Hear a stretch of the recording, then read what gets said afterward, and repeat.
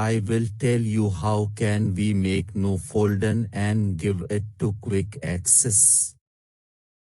Firstly, go to My File.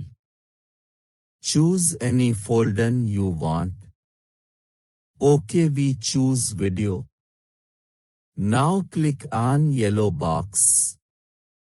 Then we give name to folder. OK, now drag and drop and move your files to this folder. Here you can see your files. Now select the folder and click right.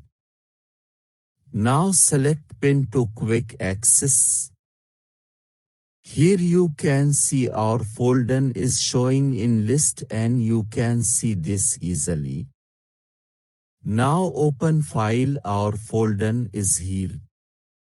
Now select video and click right here. You can see many options in properties. You can check the MB of file and more detail about file.